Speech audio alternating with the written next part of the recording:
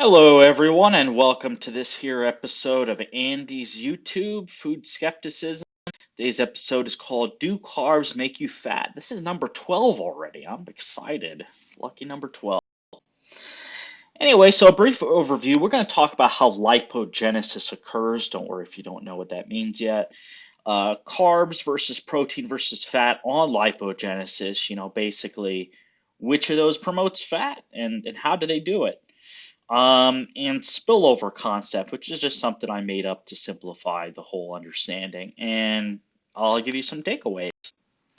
So, when you think lipogenesis, think lipo fat and genesis formation.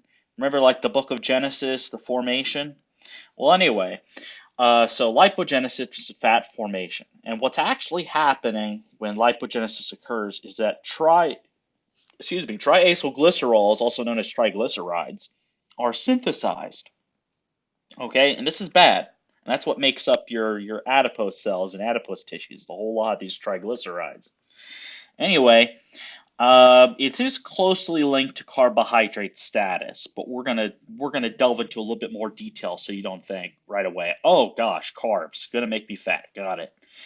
Nope, that's not what I want you to come away with. Fatty acids in the liver can be converted to triglycerides for storage. And there's something called malonyl CoA, which, if it's elevated, actually promotes the formation of fat. And it gets elevated basically when you have a ton of carb in you. And excess blood sugar also has a mechanism of increasing body fat, and it does so by increasing the release of insulin. Remember, whenever your blood sugar goes up, just know that in a healthy body, insulin is ramped up and released because the role of insulin is to bring that sugar into the cells, right?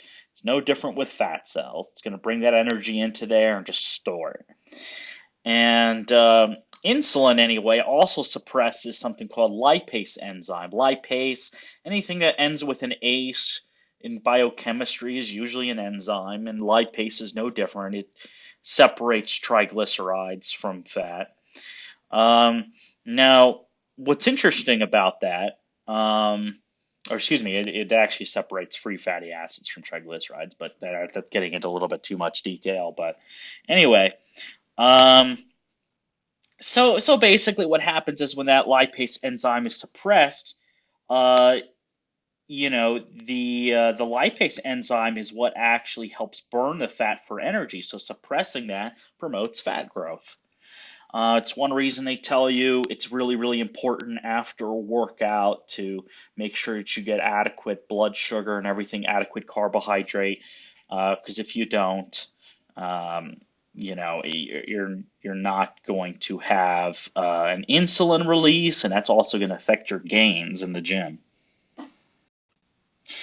Anyway, here's a here's a very detailed chemical pathway for you to understand what precisely is going on in the formation of a triglyceride.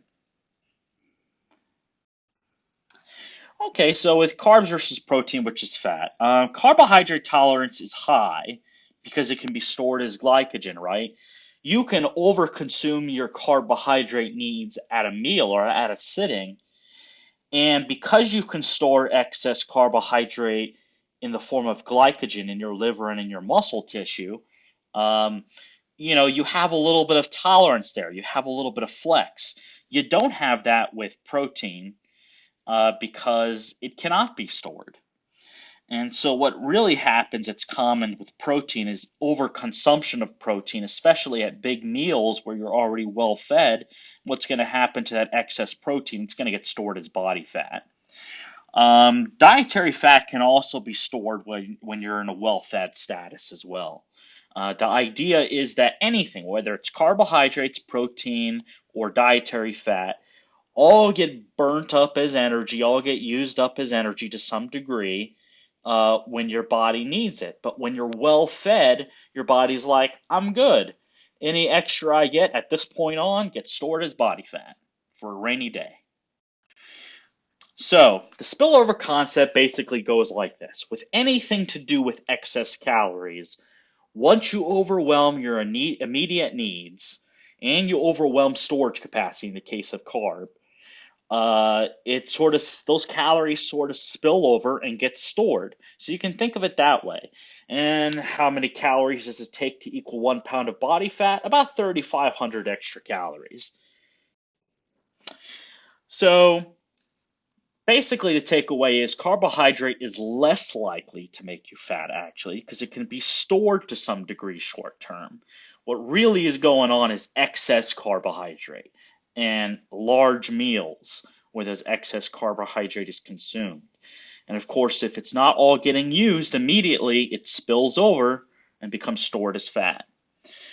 Protein is, again, typically overconsumed with large meals, so statistically, it's actually more likely to be the cause of fat storage in well fed people and bodybuilders, that sort of thing. And dietary fat can be linked to fat storage when well fed and not isocaloric. Isocaloric, iso means same, caloric means calories, so same calories. Basically, what I'm saying there, and with protein and with carbohydrate, is any of those things can cause fat gain when you are not substituting out other calories with these things. It's when you go, oh, I'm not going to substitute anything out. I'm just going to add extra carbohydrate on top of my meals. I'm going to add extra fat on top of my meals. I'm going to add extra protein on top of my meals. And then that spills over and becomes fat. So here's our reference for you. It's really simple chemistry, which is why I didn't go overboard on references this time. Well, I should say simple for me anyway, but I've been abused and drilled with this stuff for years, so what can I say? They made me like it. Anyway, as always, please like and subscribe. Please, please, please, if you like this content, like it and subscribe. And feel free to comment or ask questions in the comment section below.